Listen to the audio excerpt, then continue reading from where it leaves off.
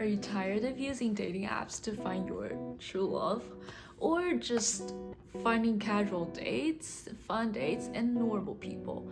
It could also be really hard in modern society. Well, dating apps has now officially become one of the most mainstream ways of younger generation of people looking for new friends and fun dates and probably relationships. For example, one of the most popular dating apps, Tinder, has 10.7 million active users in 2023, and I am also one of the users.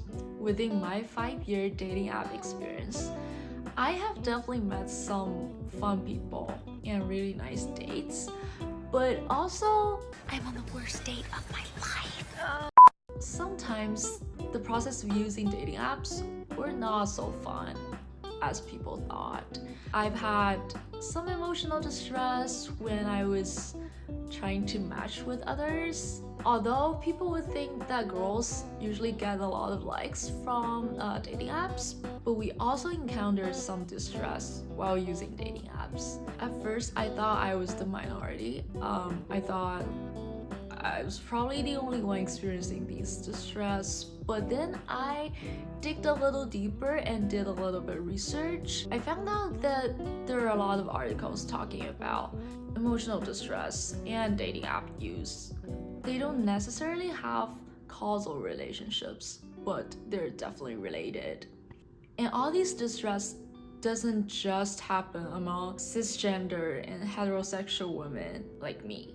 People of all genders, races, and sexual orientation can all experience these distress. And I think it's time to explore some solutions. How can we ease these distress while using dating apps? Because we still want to have fun, right? So this video is not to tell people not to use dating apps anymore because it might sabotage your mental health. The purpose is to find ways for both the company, the dating apps company, and users like us to figure out a way how to reduce the distress and make the user experience better. According to the studies, there are two main problems that could cause dating apps users distress. One is objectification. So objectification is the act of treating a person as an object or a thing. It is part of dehumanization. Have you ever feel like that you're just viewing all kinds of merchandise when you're scrolling dating apps? You probably all see other people's dating profile as their sales pitch, and they are a merchandise. And they're showing their best side, and we're showing our best side, and we're just trying to sell ourselves. Just admit it, it does feel like that sometimes. The other problem is insecurities. A lot of dating apps users feels really insecure when interacting with the app itself and interacting with other dating app users. Also, there's a lack of trust in just the dating app companies. Now, set the theories aside. Are people using dating apps really think these are the problems? So I did a little survey to ask dating app users how they feel about their dating apps experience. And the survey results proved that the problems I mentioned in these studies, they do make sense. So when I asked the participants, what is the first thing you look at when you come across someone's profile when they're using dating apps in the survey? 80% of the participants looked at the physical feature first. And when I asked them to rank the factors that contribute to their decision of swiping right or left, they rank physical features at top. So the first is physical features, and then comes with virtues, age, location, hobbies, and prompts. The reason why physical features are so important in dating apps and people pay so much attention on it is because most of the dating apps in the market right now, they use photo-based profiles. Means that photos of a user occupy most of their profile page. Therefore, physical features became a really important part of people's decision. Also, most dating apps in the market right now are swipe-based. It means that you swipe people's profile. You swipe right, you like them. You swipe left, you don't like them. So the action of swiping actually made the dating app using process more like a shopping process. Now, there are also 48% of people has felt some kind of distress at any point of using dating apps. Among these 48% of people, 54.6% of people agreed that they feel really anxious about how other people would think of their profile pictures. Also, 54.6% of people feel that they want to compare with other competitors in the dating pool. Now, these distress can not only cause to appearance anxiety, but also strengthen the objectification on dating apps, because people feel like it's so important to make their appearance better to attract more other dating app users alike, but ignores other parts that makes us a person and other people could also appreciate. To understand dating app users' experience better and deeper, I have interviewed 3 guests in this video, and let's see how they feel about their dating app experience. I've been using dating app for around 5 years, I guess, but I don't use it very frequently. I've been using dating apps on and off for 6 years now. I started using dating app since January this year, so it will be 4 months. The first thing I look at when I come across somebody's profile is their picture, and then their age, maybe where they're located, and then usually just more pictures. Their appearance, and then their height. Their face, and the second thing is their style, their outfit, and then I will look at their height. The way I decide if I swipe right is this person have to look good to me, but like not very good, like not like celebrity good, but in a way that I think I can vibe with this person. The first is the physical features, like the appearance and height, and then I will look at their educational background. If that is good enough, then I'll look further into their prompts. If I found that I'm very interested, or the vibe matches mine, I would swipe right. Some factors that'll contribute to my decision on whether I'll swipe on a girl or not is if they're attractive, if I think I'll get along with them, if we're compatible in terms of where we are in our lives, what we like to do, and if I just find her attractive. I have been experiencing some like emotional distress while I was deciding if I should swipe this person or not. I would think about, if I swipe this person, would this person swipe me back? So that kind of like give me some emotional distress, but not too much. I would say the thing that will give me more distress is when, like, after you two are matched, the first person to message the other. Sometimes, like, I don't want to be the first one to message, so I would like hesitate to do it, and that kind of gave me a little distress too. So at the very beginning, I felt not safe using it, especially when I need to switch a picture with a stranger, and especially when we need to hang out for the first time. I worried if I'm gonna be kidnapped, so I messaged my friends to tell them where I'm going, and if I'm not texting them back in a few minutes, please call the police. That's true. That happened last year. And after several rounds of conversations, and I had hang out with some of the guys for a few times, I found it pretty safe at this moment.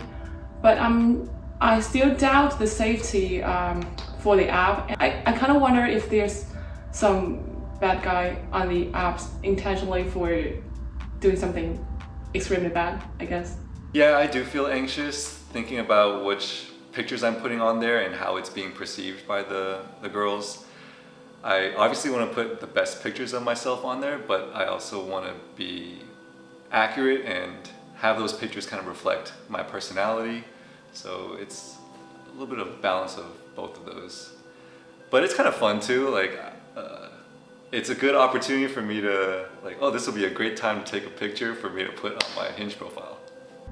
Yeah, I think the apps can do something to improve their safety level. There is an app doing pretty well on this that is called The L, which is a Chinese dating app for lesbians. They will detect if the user are male, which is prohibited on this platform.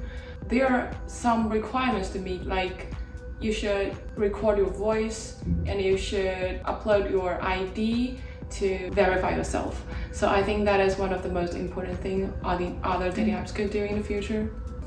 I think feeling insecure is not your fault, and it is really good for women to feel this kind of insecure and unsafe while they were using the app, and that also means the app can keep improving themselves to provide more user-friendly platform for women to use.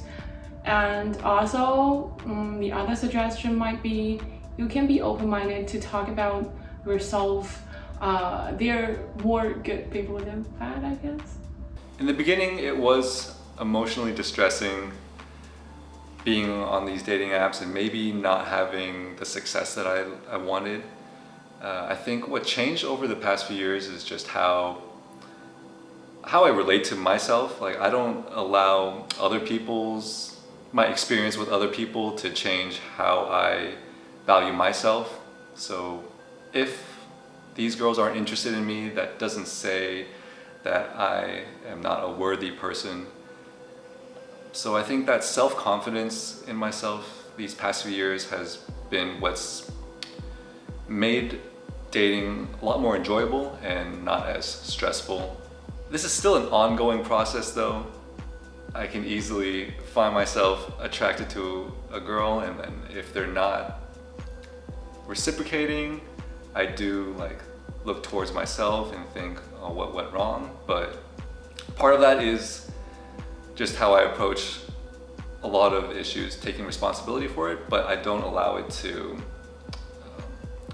impact my mental health over days or weeks.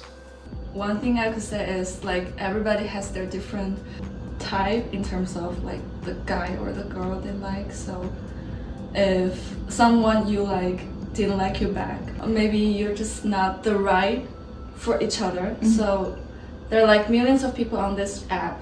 You just have to wait for the right person to swipe you, and then you match each other. Now, after seeing the survey results and the interviews, let's talk about some solutions.